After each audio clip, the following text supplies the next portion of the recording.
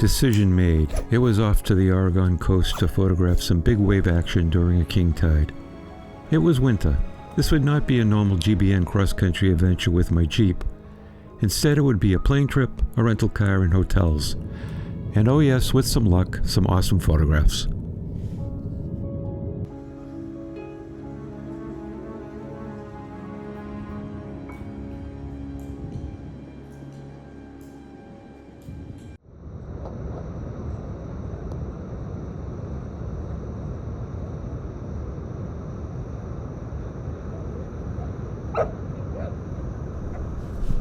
My first area on this adventure would be Cannon Beach, and I only had one day planned for this location. The actual king tide wouldn't be here for a few days, but I wanted to see and photograph as much of the Oregon coast as I could. In total, I planned on traveling about 310 miles down the coastline over the next 10 days. This morning, however, I would start at Ecola State Park and then go to Cannon Beach proper in the late afternoon. Even now, the waves were giving a show as they crashed the shore of Cannon Beach.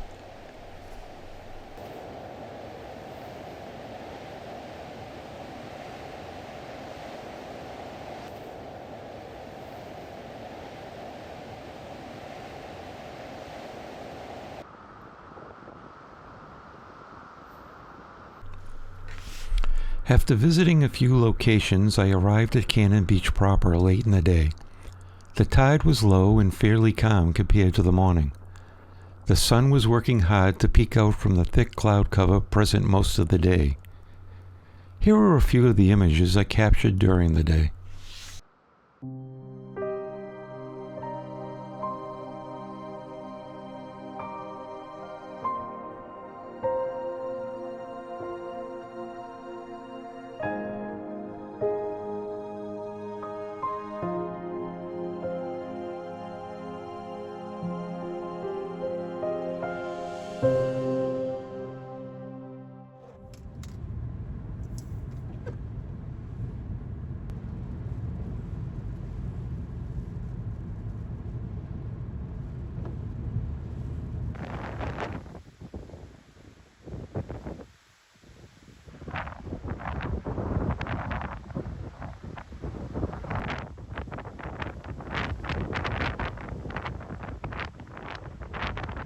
Well, good morning. Today's moving day. I've left Cannon Beach and I'm headed down to Bandon Beach. It's pretty rainy and windy, a bit stormy. I think that's what it's going to be like most of the day, most of the drive. It's about a 5-hour drive down to Bandon. Don't know how much photography I'll get in today, although yesterday was pretty good, at least from the images that I could tell on the computer from last night. And I got a few stops planned, and we'll see what I can get, what I can do. It's really, like I said, it's a moving day, so I wasn't having great expectations of what I would get today anyways. So might as well sit back, relax, and enjoy a long ride because it's going to be one. Catch up with you later.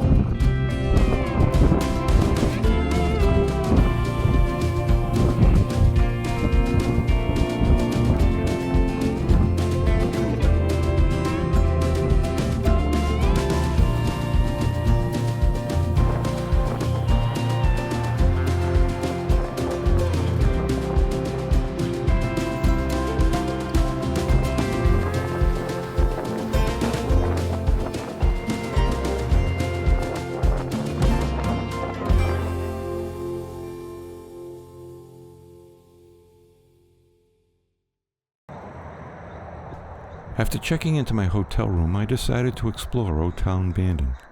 This would be my home for the next 4 nights, so finding some good spots to eat was a priority.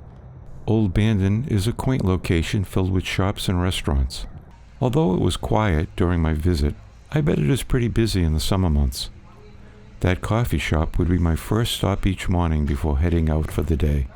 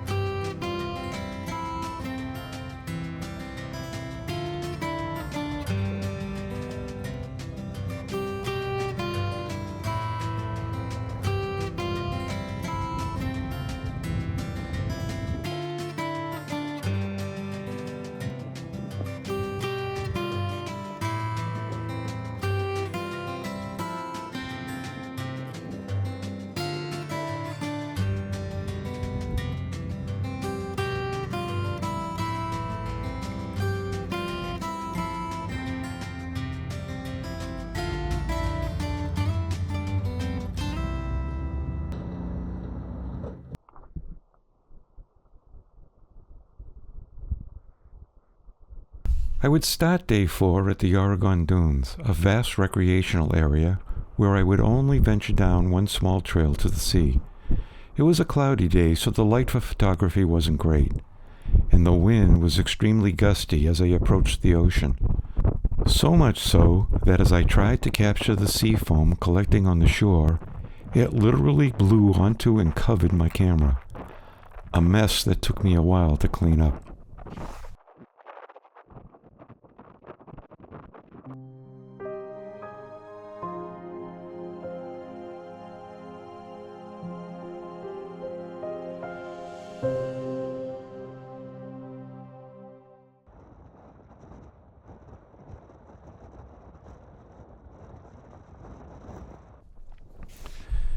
In the evening, I finally got a chance to get to Bandon Beach, a place high on my photography priority list.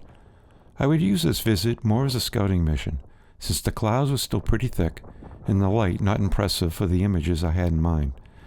Regardless, I captured a few images and was now prepared for better light on another evening.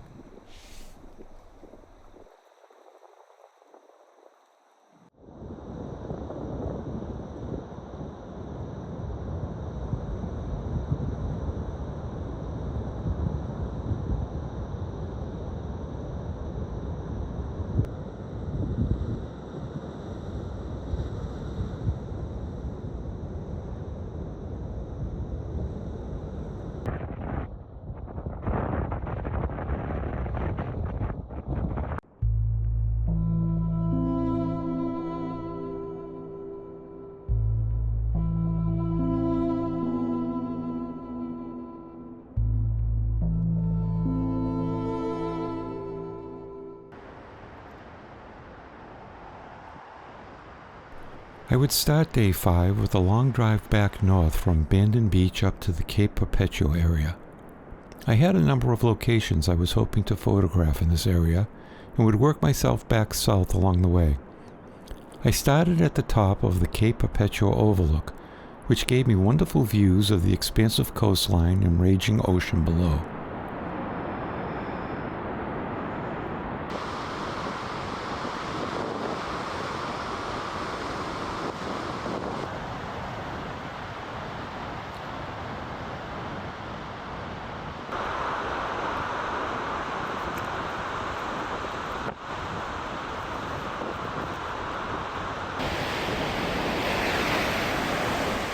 My second stop of the morning was the Devil's Churn.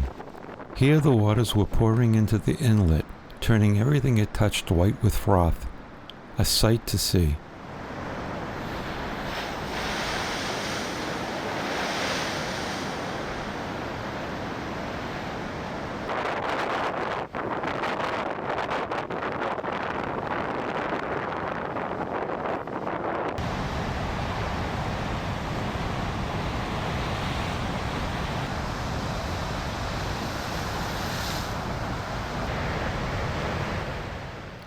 My third stop was the Spouting Hahn in Thor's Well.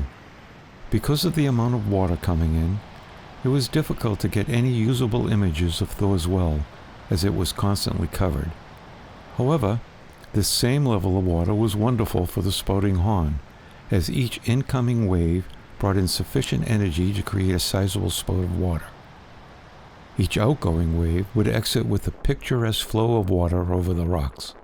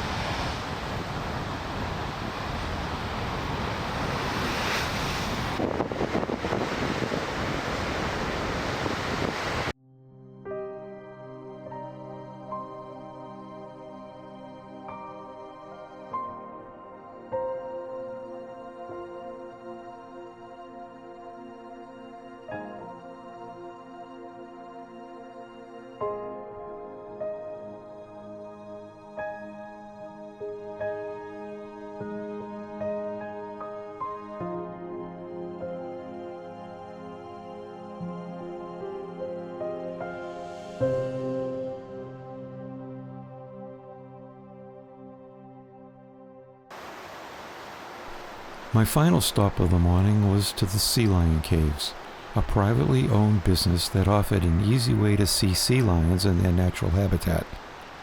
Although it cost $18 to enter, for me it was well worth the price to get the opportunity to photograph these animals up close without interfering in their lives. The sounds and visuals down in the caves was an experience I will always remember.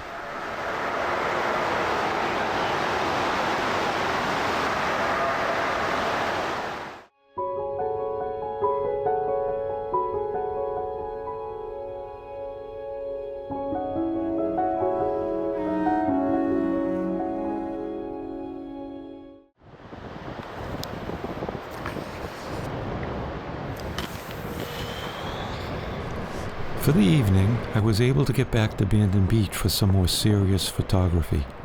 The late sun was trying desperately to break through the thick layer of clouds and was having some success. I took my time traveling the full length of the beach, playing with both the now more gentle surf and the wonderfully shaped sea stacks and rocks spread across the landscape.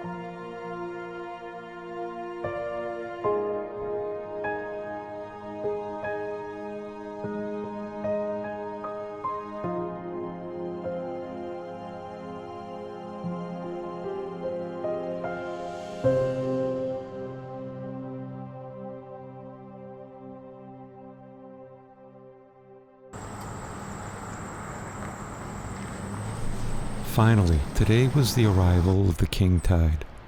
My plan was to spend this day at Shore Acres State Park, which is well known for the crashing waves against its steep cliffs.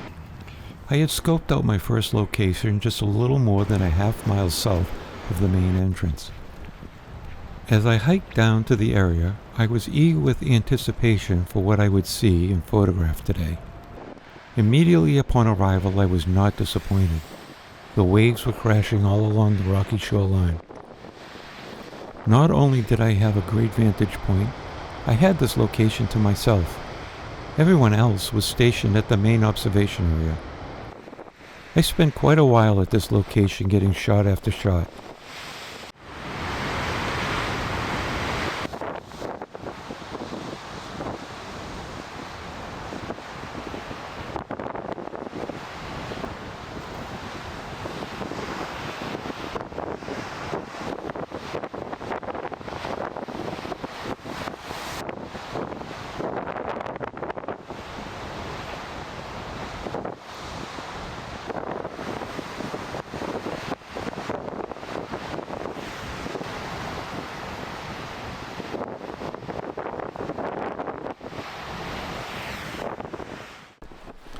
Eventually, I went back to the main area where the crowd had gathered, but even here I wasn't disappointed.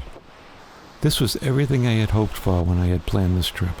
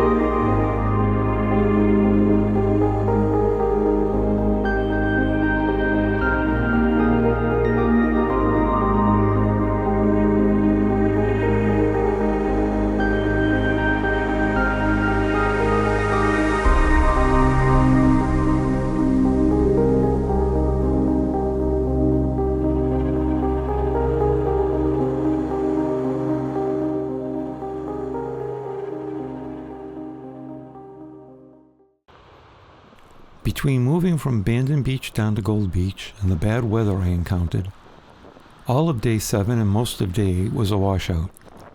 I took advantage of this to do some laundry and get acquainted with the real purpose of coming down this far south, to explore the Samuel H. Boardman State Scenic Corridor. After a heavy day of rain, I finally got out to walk the beach and grab a few images in the late afternoon of day 8.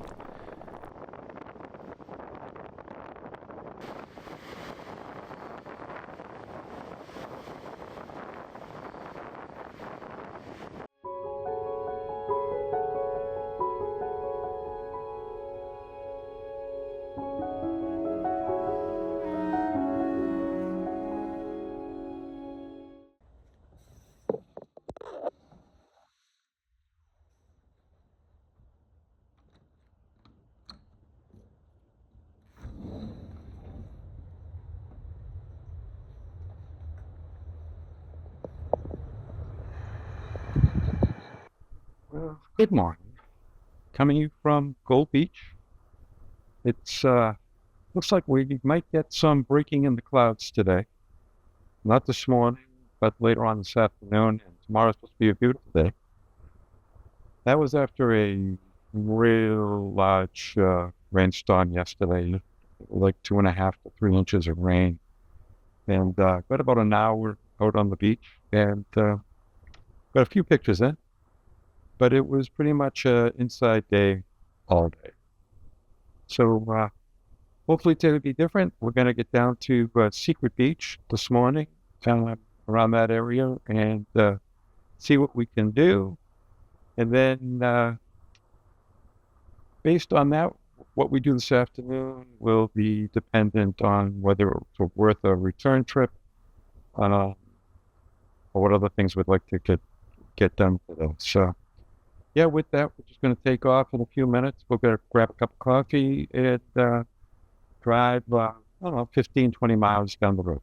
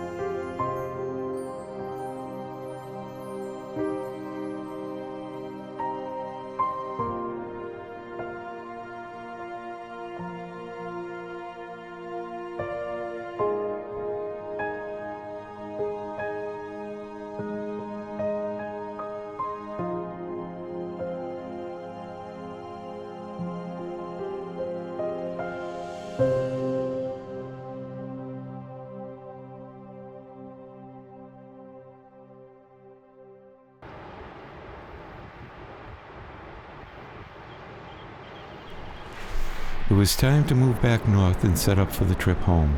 This would be done in 2 steps. Today, I would head to Newport and spend a day and night there before heading for Portland the next morning. I was planning on visiting and photographing a few places like Seal Rock, the Devil's Punch Bowl, Yaquina Head Lighthouse, and other locations during the day. However, unbeknownst to me, nature had other plans. You see, I hadn't paid attention to the weather up north, but over the previous night, a significant ice storm hit Newport and all the areas north. Not only was it cold, the ice closed some roads and locations and would create more havoc in the days to come.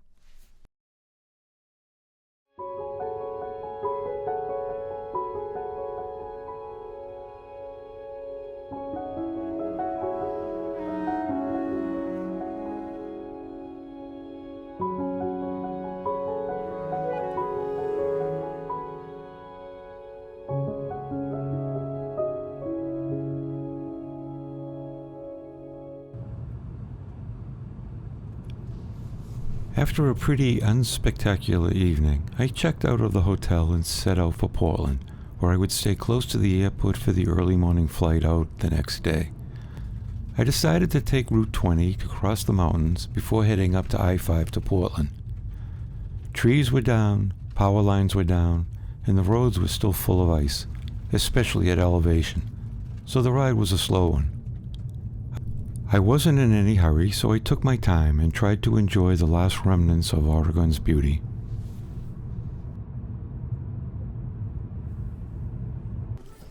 Waking up the next morning, I was greeted with sheer layers of ice. After a short but hazardous drive, I was met with an airport nearly shut down. No flights were incoming or outgoing. Nothing other than one coffee stand was even open. In true airline form, flights weren't canceled, just delayed, until after many hours when they were finally canceled. It would take me 36 hours to get back to Boston, with a diversion first to Utah and then to Atlanta. However, all said, this was a wonderful photography trip to the Oregon coast during a winter king tide.